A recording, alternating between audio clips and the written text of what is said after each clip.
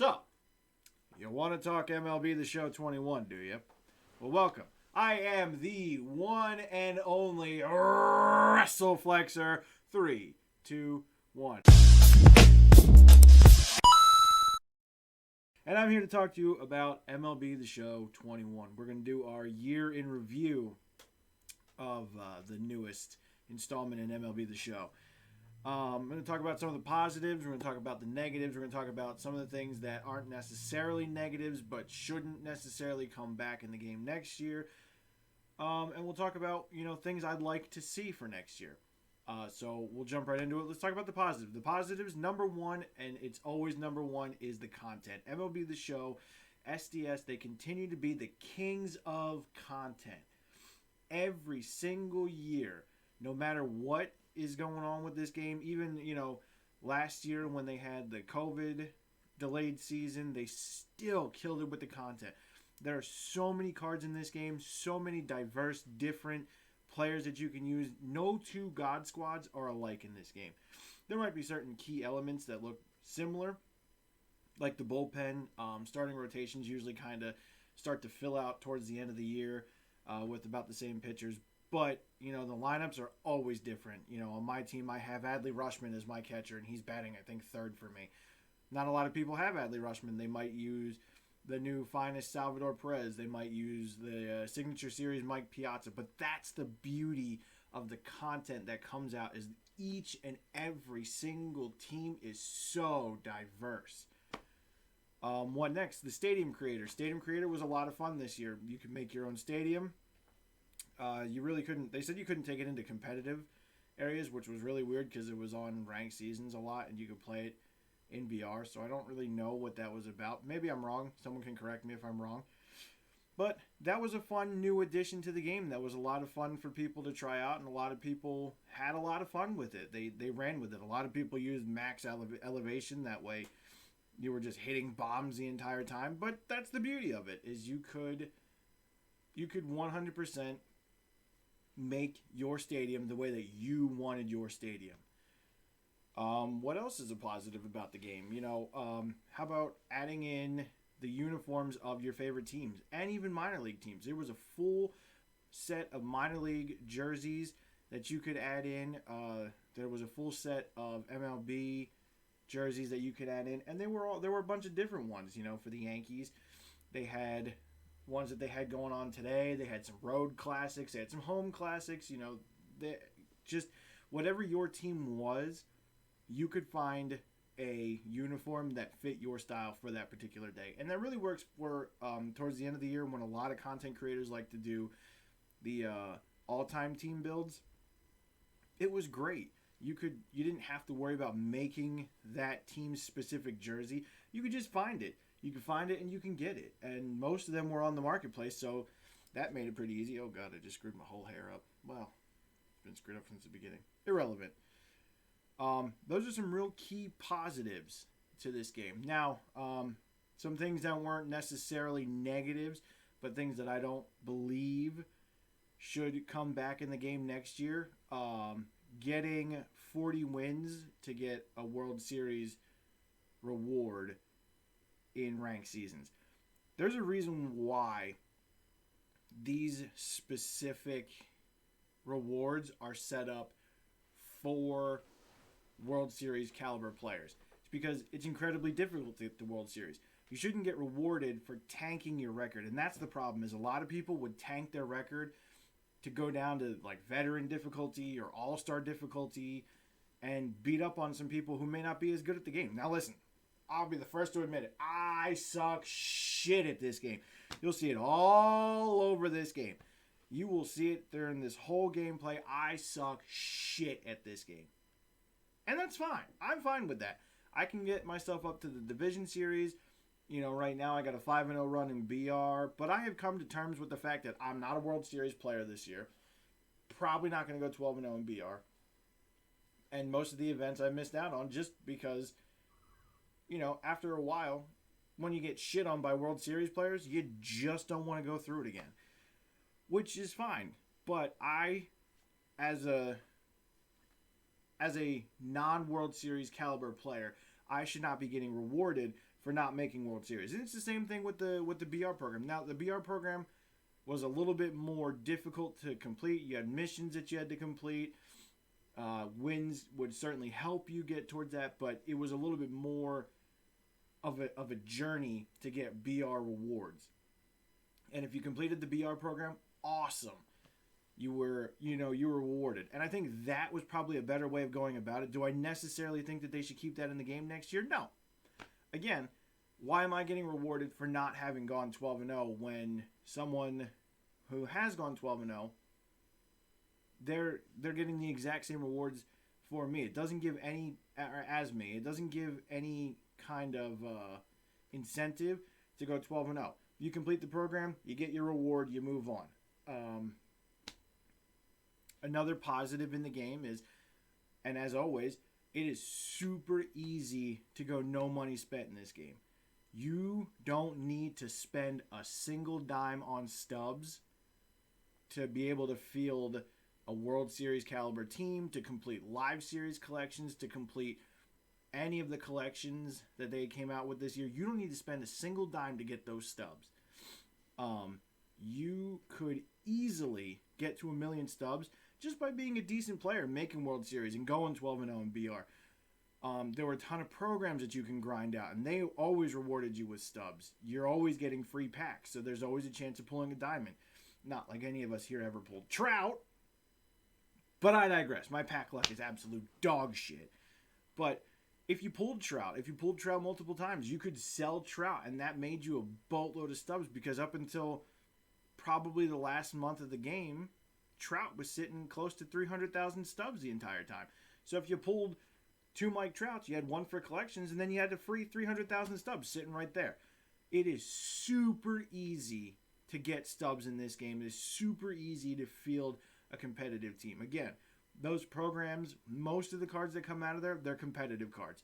The monthly award programs, they were always fantastic. Kyle Schwarber is still on people's God Squads. The 99, or maybe it was 98, Marcus Semien, he was still on God Squads. Tatis, he could still be on a God Squad. A lot of the cards that they gave you, the postseason cards that you could grind out in the postseason program, they could be on a God Squad. A lot of the relievers that came out of that are still on God Squads nowadays. They gave you so many different options to field a viable team that you never had to spend a single cent in this game in order to be competitive. And that's one of the beauties about MLB The Show, is it is not pay to win. A lot of game companies, EA, a lot of their games are pay to win. You're going to pay a boatload of money to get the new cards for something like Madden in order to stay competitive. Otherwise, you're pretty much shit out of luck. That's how EA plays their games, which is, it's fine for some people. But if you're somebody who doesn't want to dump a boatload of money into these games every week or every few days or whatnot, this is the game for you. Another thing that I don't necessarily think needs to come back next year, but wasn't really a negative, is the way that they did Road to the Show this year. I understand that they were trying to promote Ohtani as a two-way player, and that's great, and that's wonderful, and congratulations to the MVP. Really, really impressive stuff, what he's done.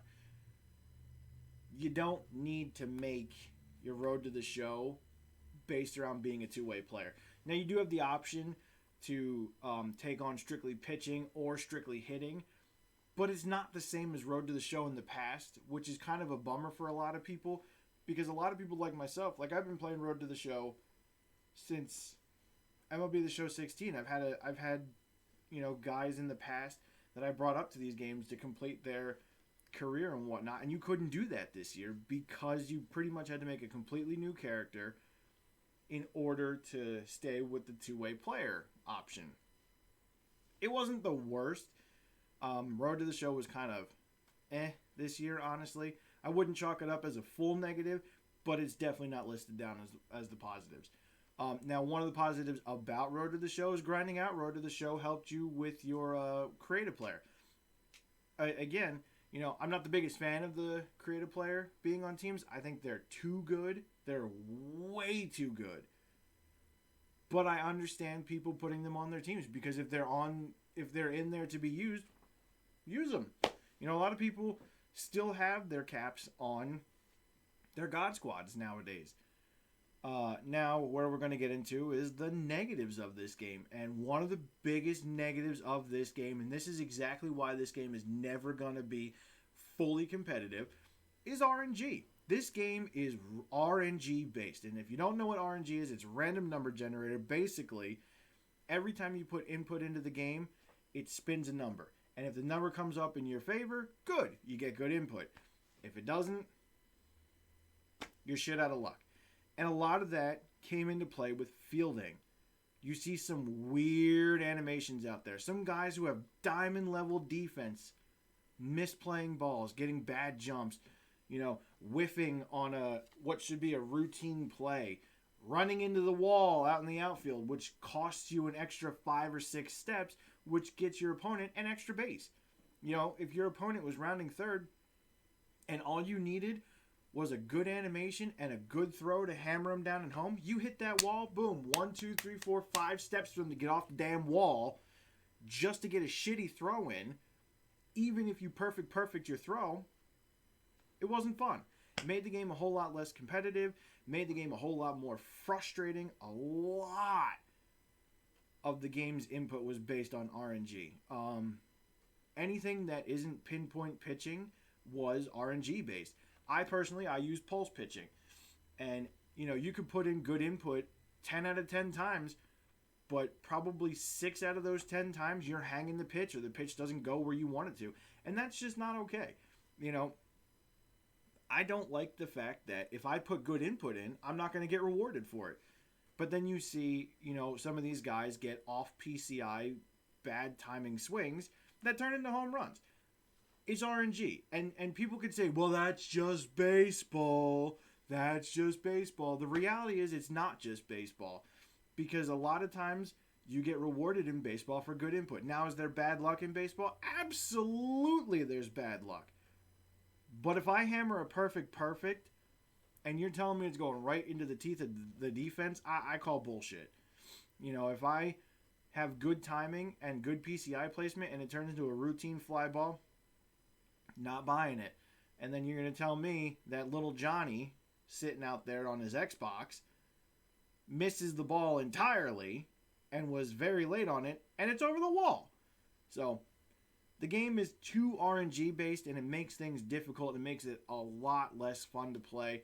And it makes it a lot less fun to go on things like ranked seasons and BR and events, because you know that, you know, you might have 1 or 2 games in a row where you're killing it and everything's working in your favor, and then you play that game where, you know, it's off the end of the bat and it bloops in for a single. He winds up scoring 2 runs off of that, you know. Your defender just completely whiffs on a ball, so now he scores another 2 runs on it. You know, it's tough. It's really tough to play the game consistently when you feel like at any point in time the game is going to decide that you're not going to win this game. You'll see a lot of it in the gameplay today. You know, towards the 5th inning, my opponent got rewarded for a lot of bad swings. Now, I'm not saying that I swung the greatest. I am way too aggressive when it comes to playing this game, but a lot of my good timing swings didn't get rewarded as well as his off PCI bad timing swings. And it's frustrating. And it, you know, and again, it makes it nearly impossible for you to want to play the game consistently. I used to stream this game all the time when it first came out, and I stopped because the game gets you so frustrated. It's just not something fun to watch. Another negative of the game, well, it's a positive and a negative, right? One of the big positives of this game is that SDS brought MLB The Show to Xbox. They've expanded their market.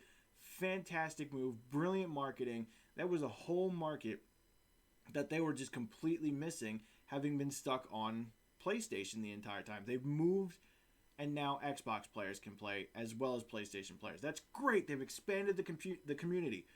Where that's a negative is A bigger community means more toxicity. And oh my God, the toxicity that came in this community when they opened it up to Xbox players. Now, I'm not I'm not saying that all Xbox players are toxic, but good God. I've played against so many Xbox players that R2 spam, they're bunt dancing, they're cheese playing. Like, it's just pausing and unpausing the game rapidly just to get on your nerves and just to get under your skin. It's annoying. It's annoying, it's unnecessary, and it's stupid. You know, a lot of guys in January, we're in January right now, and there are still so many people who are R2 spamming. They're holding R2 just so they can screw you up with pinpoint pitching. You know, it's bullshit. If you can't play the game, don't play the game. If you can't play the game right, then fuck off somewhere. But the fact that, you know, this community has exponentially grown is great, but the toxicity has followed with that growth, and it's not enjoyable. And again, you know, a lot of people don't want to play this game consistently because it's not enjoyable when you're playing against some 4-year-old crackhead who spams R2 on you, or who's pausing and unpausing, or who's, you know, speed cheesing with Trey Turner because I don't know how to play the actual game. You know, it's just, it's frustrating. It gets on your nerves, and you get to a point where, again, it becomes uncomfortable to watch, and streaming it is no longer fun. My opponent in this game wasn't toxic, actually. He was an Xbox player, so it surprised me a little bit, but my opponent was just the better person. He even replayed one of my home runs. I'm pretty sure it was the Tim Anderson home run that I hit, which was the first home run of the game. So, you know, there are some people who will show you your dues when you do well in the game, and then you have, like I said, 4-year-old crackheads who they don't know what the hell they're doing, and their parents have decided that they're not going to watch their actual kid. They're just going to stick him in front of a computer the entire time and say, "Here you go, little Johnny, and here's your crack." Another thing that is both a positive and a negative is the pinpoint pitching.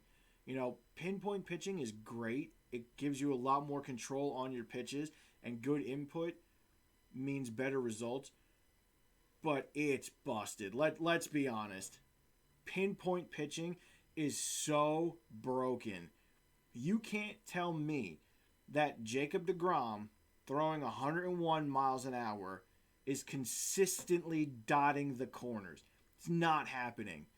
The reason why he has an overpowering fastball is because he has a tendency to throw it down the middle or elevated in the zone. That's typically how power pitchers pitch. They don't dot the corners. Garrett Cole doesn't dot the corners. You know, Lance Lynn, he's not known to dot the corners. He's known for an overpowering fastball that he can blow right by you. And pinpoint pitching, good Lord, man. You know, I've seen pitchers get up to 105 pitches, still dotting the corners perfectly because of good input with pinpoint pitching. It needs to be scaled down a little bit. There has to be some kind of reality as far as control is considered. You know, I don't want to go into a game where someone is able to throw 103 miles an hour and hit the corners consistently. It's not fun.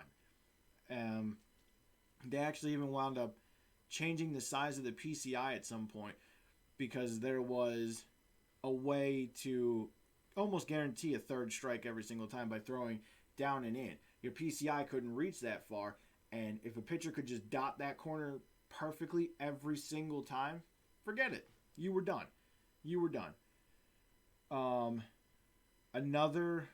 A big negative for this game, the servers.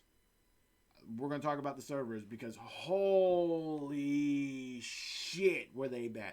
This game drove you absolutely bonkers with the freeze-offs, lost connection, trying to find a game, and the game server closes you out. The game server just crashing on you. This game had so much potential, but the servers were ass.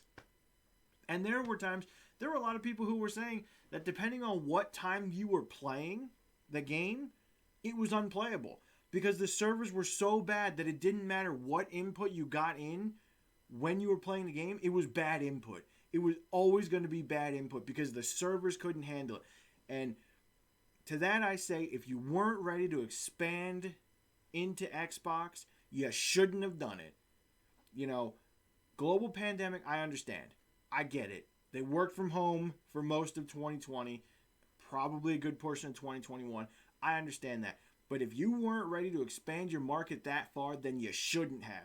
Because holy shit, from day one, these servers were deplorable. They were abysmal. They were any word in the dictionary that you can find to basically say they were dog shit. Oh my God. You know, there are still days where you can't find a game for straight 10 to 15 minutes. It just keeps saying the game has closed your session. The game server closed your session. The game server closed your session. Lost connection. You know, how many times, like I said, freeze-offs. I mean, there are still freeze-offs happening. It's January. Now, I understand they're not going to make any big changes to the game at this point, but it's January. If you couldn't fix your goddamn servers by, like, May, there was a problem. And it's January. So, next year, some big things that need to change. Them servers got to be better. 100% they have to be better. And I'm pretty sure everybody will agree with me on that. If not, to each their own. If you like playing with McDonald's level Wi-Fi or Burger King type connection, fucking amazing. Good for you. I hope you step on a pile of Legos. Because nobody else wants to play that. Nobody else wants to play a game that's laggy, that has weird animations because the server can't handle the game at the time, or that just gets stuck in a freeze-off.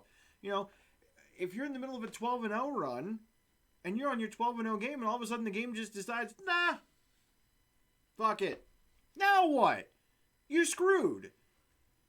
You lose your 12-0 game because the servers couldn't handle it. And it's stupid. And by the time SDS figured out what was going on, there should have been some major, major changes. Now, I will say, at the beginning of the year, they sent an apology. They sent like an apology bundle, which was cool. What about the other fucking 6 months we've been playing this game at this point? What about the rest of the year where the game has continued to be dog shit because the servers... Someone took a massive shit on the servers and they never cleaned it up. That's my opinion on that. But another positive is that SDS has been known to give gifts. You know, for Christmas they gave a bundle out that got you a 99 finest Bryce Harper. So if you couldn't get that MVP Bryce Harper, you still could get a 99 Bryce Harper on your squad.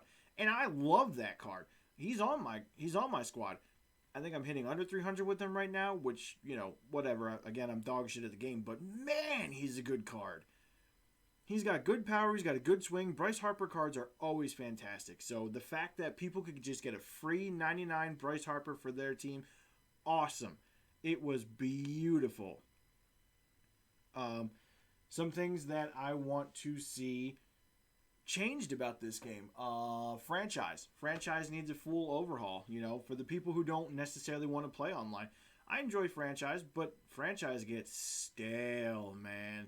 It's only so often that you can just go in there and screw around, rebuild the team before you're just like, oh, I've done this before. And there hasn't been a change to franchise ever, I don't think. You know, they change little things here and there, but they haven't done a major overhaul of franchise in a long time. So I'm looking for a major overhaul for franchise. I want it to be exciting. I want certain things like you have to stick to your budget. I want, first off, I want the computer, if you list something as a manual control for your team, I don't want the computer to be involved. If I choose to set the lineup, I don't want the computer to be involved. If I'm going to handle the roster, I don't want the computer to be involved. Unless I click auto fix lineups or whatnot. I don't want the computer sending players to AAA, calling them up from AAA, sending them to AA. I don't want the computer to be involved. If I click menu on something, I want to do it.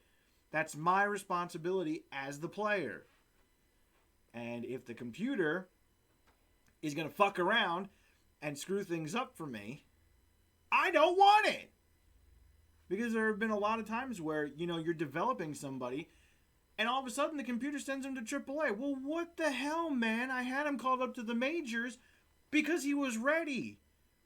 And because it was good for the development of the player. But the computer got involved. So, it's things like that. I'd like to see a major overhaul for franchise. I would like to see Road to the Show go back to the way that it was. I'm not too keen on the way Road to the Show was this year. I'd like to see better servers. But as far as content, man, you can't beat the content. You really can't. There isn't a single sports game out there that delivers better content than SDS. And they're always getting new legends. Some of the legends I might like to see next year are Ichiro. Ichiro would be fantastic to see come back in MLB The Show. He was in a couple years ago and then he retired. But it would be great to see him return back to MLB The Show. Derek Jeter, Alex Rodriguez. These cards would be electric in MLB The Show. Maybe not electric, but I know Alex Rodriguez for sure would be. But, if we're adding new legends, those would be great legends to add to the game. Some things I'd like to see removed. If we're not going to scale it down, I would like to see pinpoint pitching gone. It's probably a really unpopular opinion, and I'm fine with that, and I'm fine with the hate that's going to come with it. But if we're not going to scale it down to the point where it's kind of realistic, gone. At this point, get rid of perfect perfects, because a lot of times perfect perfect doesn't mean anything. It means better input, which is cool, but perfect perfects don't come back with the logical ending that you expect them to. What else would I like to see removed from the game? Get rid of the World Series rewards being rewarded to players who tank their records. And truth be told, you shouldn't be able to tank your record past a certain point. If you made it to All-Star, that's where you sit. If you've made it to Division Series, that's where you sit. That way, if you're trying to tank your record to get back to All-Star, bull. Sit there and get your ass beat. Overall, my opinion of this game is that it's the same opinion every year. This game could have been great, but there's always a but to these games. This game could have been great, but the servers fucked it up. I very much enjoyed this game in the beginning of the year. By the time we got to August, I was fed up with the game. I play the game now maybe once a week. Maybe. If it's not franchise. And that's just me personally. There are still people who very much enjoy this game. There are still people who are very loyal to the game. And to each their own. But man, it's hard to love the game when the game really slaps you in the face. Like I said, my overall opinion of this game, it could be great, but. So I'm hoping next year that my review of the game will be, it was a great game because. I would love to look at 2022 and take a look back on 2021 and say, SDS really got their shit together. Do I think they will? I think they're going to try. They always try. Every year it seems like they try and, they fix some things and then some other things fall to the wayside. So, we're never going to get a perfect game. I don't expect a perfect game. I don't. But I expect a playable game. And I expect that if I'm going to put in $60 or $70, however much games are going for nowadays, I expect to enjoy it for its full capacity of its time. And not just because I'm getting 99 Babe Ruth in November. I could care less. really could care less. Babe Ruth is great, but if the rest of the game is going to be dog shit, I'm not really going to use him. I haven't even gotten Albert Pujols because I stopped grinding. So those are my thoughts on this game. I'd like to hear what everybody else thinks about this game. I'd love to hear what you agreed with, what you disagreed with. If you think I'm a fucking idiot, tell me I'm a fucking idiot. I don't really care, to be honest, because opinions are like assholes. Everyone has them, and they all stink. And they're all full of shit. So, that's going to do it for me, guys. Once again, I am the WrestleFlexer321. I appreciate you checking out the Players Hub. If you could, hit that like button, follow for more videos, and hit that subscribe button. It's free to do so. It's free. I'm watching you. Fucking do it. Don't make me come to your house and tell your mama. Hey.